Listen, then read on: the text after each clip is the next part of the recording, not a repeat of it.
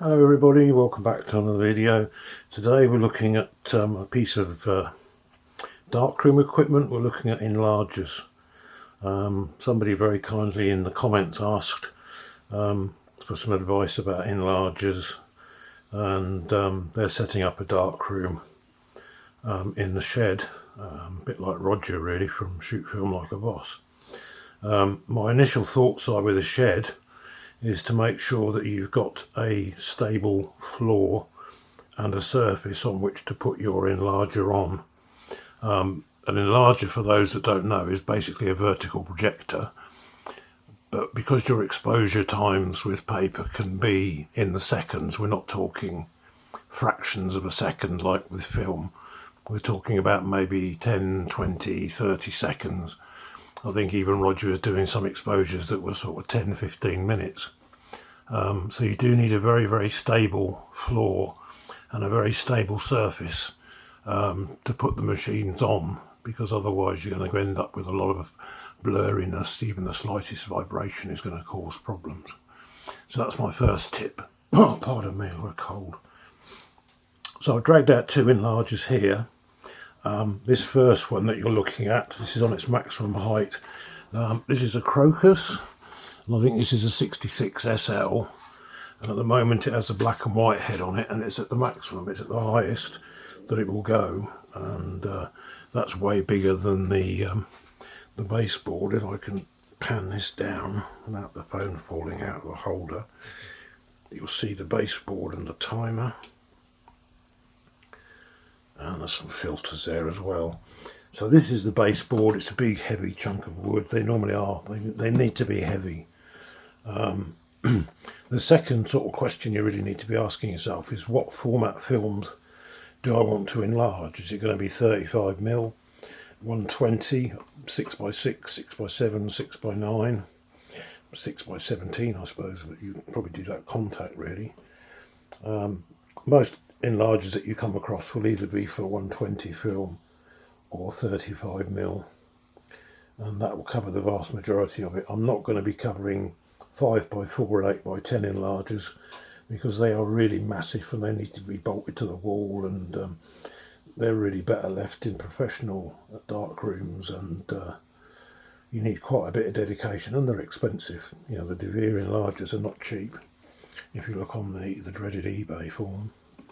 With this enlarger, for example, you can turn it around. So if you want to make really big prints, you can undo this nut thing down here, swivel it around, put a lot of weight on this end, and you can project it onto the floor. The other alternative is that the head can swing and you can project it onto the wall. So if we pan up to this one, we can see there's the column. So the bottom bit is called the baseboard. This is called the column, and there's usually some way of adjusting the height. On this enlarger, it's a curly knob that adjusts the height of the enlarger, and that obviously adjusts the size of the image that we want to print. I'm bringing it down to show you the various parts of the enlarger. So once we sort of get the rough height, we don't have to think about focus.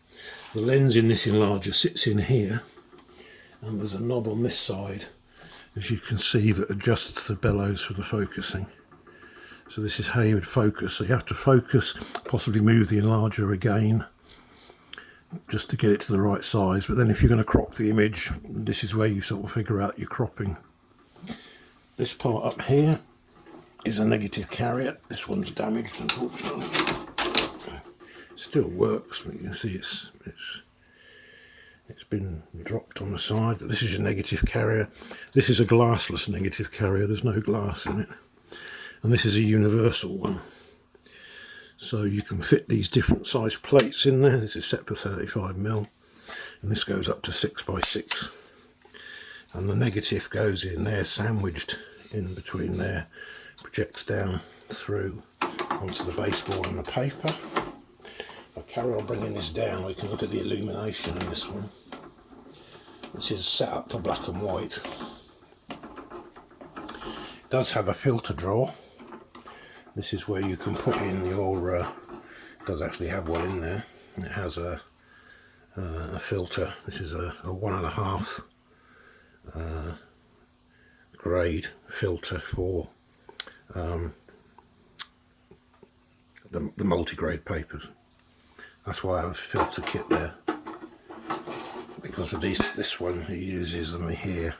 Some filters go underneath the lens, but they have to be much higher quality. The ones above the lens and above the image can be lower quality, so they tend to be a little bit cheaper.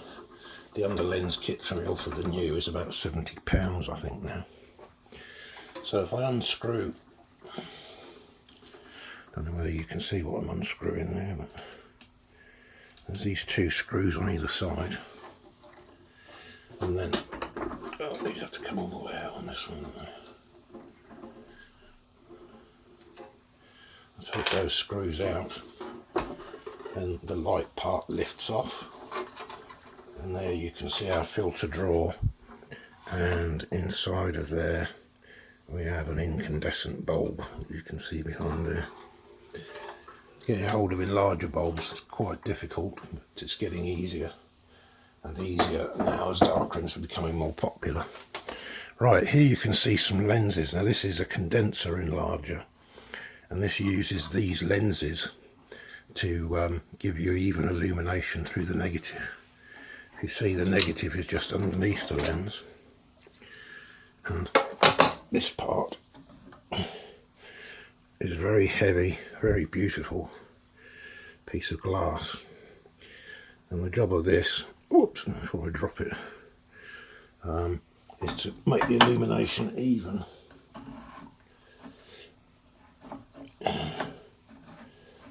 And you normally have to change the condensers for different sizes of film, because obviously if you use a 35mm film in your holder, but a 6x6 condenser, you're wasting a lot of the light. So there's usually different sizes of condensers. Interestingly, with this one I've only got the one condenser, one set of condensers, but you can see they're designed to be interchangeable. And then this is the lamp housing that goes on the top, and is held on by those two screws. Now, I also have for this enlarger a colour head, different type of illumination.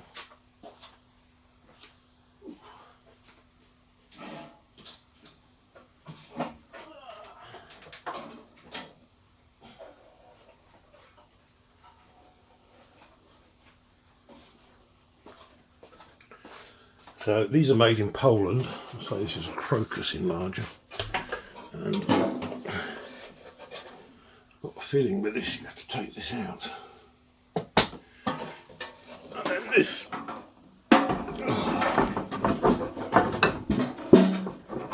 sits on the top, and this has to plug into a transformer because it uses a different lighting system. I can just bring you around this way a little bit. You can see this one has dials for the colour filtration. So as you turn these dials, this increases or reduces your filtration. And you can also take the filtration out completely as well. But this is illuminated with a halogen bulb. That's why it needs a transformer that plugs in through this cable. Down here, I've not tried it yet because I've not long bought this enlarger actually, but yeah, it's got colour and black and white heads, and for even illumination this uses, I don't know if you can see in there, like a bit of ground glass screen to make the illumination even. Now to be honest, I wouldn't use a colour enlarger or one with a colour head on to do black and white. I have tried it with some enlargers that we'll see later in the video, and you get quite low contrast. The one advantage of the colour head is that your filtration for your grades is infinitely adjustable, so you're not stuck. You're not stuck with grades 0 through to 5, or even half grades. but the contrast with the condenser type setup is a lot greater, I think, and that's why I use this for black and white. Whew. Right, they are big things. They do take up space, but I think if you're going to set up a darkroom, either get one enlarger that's got both heads with it in the formats that you're going to be printing, or get two enlargers, one for black and white, one for colour, possibly. So that's my Krokus. It does have a timer, and it also has an exposure meter built in. Zoom you down. So I have a timer attached to this, also controls the safe light as well. So there's a timer and there's also a meter built in. So you set your paper sensitivity. You have to make a good print first. All these gadgets rely on you being able to make a good print first. Right, this other enlarger is a Fujimoto. That comes from Japan. And to me, it's a more sophisticated enlarger. This is the column, and to adjust it you just push in this lever and pull there. It's a lot quicker to use than the windy handle. This has only a colour head on it. So these are the dials where you can adjust the cyan, the magenta and the yellow up here. This has a halogen lamp in it again, so it uses the ground glass diffuser in here for the even illumination. This is a transformer for it, and you can see that at the bottom there. Pan down, there's a transformer for it. This one also has a sensor, but this one also has a built-in computer and colour analyser.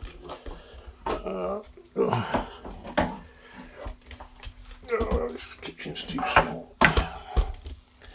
On the bottom here you can see we have a colour analyser. So we have our times, we have sensitivity, and we have cyan, yellow, magenta and density. We have a probe that we can put on the board, and we also have a sensor built into the head of the enlarger up here that measures the filtration. But again, you need to make one decent print to set up the values on these controls at the bottom, to set up these sensitivities. Once these are set up, then you can use the probe and just carry on printing. So it's quite useful. Again, I haven't got into colour printing yet. That's going to be coming. Watch this space. Lenses is the most important part, really.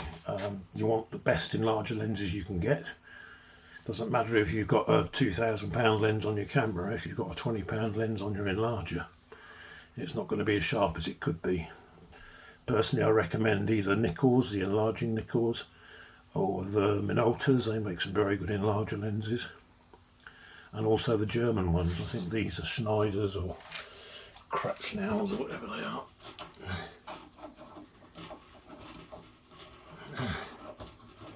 In the next video we'll talk a bit about enlarger movements. We normally talk about movements in relation to perspective control lenses, but if you haven't got a perceptive control lens, when you're printing you can tilt the easel or tilt the head of the enlarger to help overcome that thing of converging verticals. Yeah, this has got a Minolta in it. This is a Minolta. This is a 50mm, so that's for 35. And I've got a 75 in the Fujimoto, which is for 6x6. So you want your enlarger lens to be about the same as the shooting lens that you were using. But yeah, that's a Minolta enlarging lens. And the one on this one is try and get a lens with illuminated f-stops as well. It does make life a lot easier in the darkroom. This one is this is a Schneider. But yeah, you want the best enlarging lens that you can afford, to be honest. 75 4.5. So that's my quick introduction to two enlargers. I'll dig out some of the other ones, particularly the Philips. I've got two Philips PCS enlargers, and they work a little bit differently to conventional enlargers. These are known as subtractive colour printers. The Philips ones are additive. They work on a very different principle. And I've also got a Fujimoto press enlarger, which is the suitcase based enlarger. I'll dig that out as well and put that in the part B to this. But yeah, that's the introduction. I know Dursts are particularly common. I don't have any Durst enlargers. The big issue of buying enlargers is not the price you pay for them, because you can get them fairly cheap, although a lot of people ask too much money for them. Collection is the issue, because they're normally too big to post.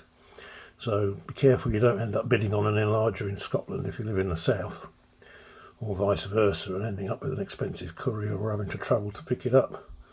The Fujimoto I picked up, I got that one from Portsmouth. No, was it Portsmouth? I think it was from Portsmouth.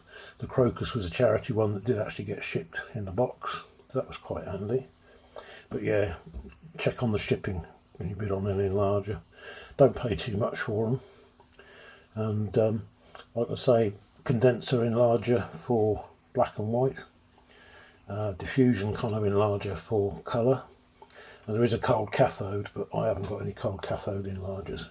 That tends to be the large 5x4 and 8x10 enlargers tend to have the cold cathode heads on them. Normal domestic ones are either the halogen bulbs or the incandescent sort of white sort of bulbs. They're running around about £10 to £12 for these bulbs now, so bear that in mind when you buy an enlarger. And if you're going to do black and white, you will need a filter kit. These filter kits are about £15 on eBay, and it just contains all the different grade of filters for your variable contrast paper.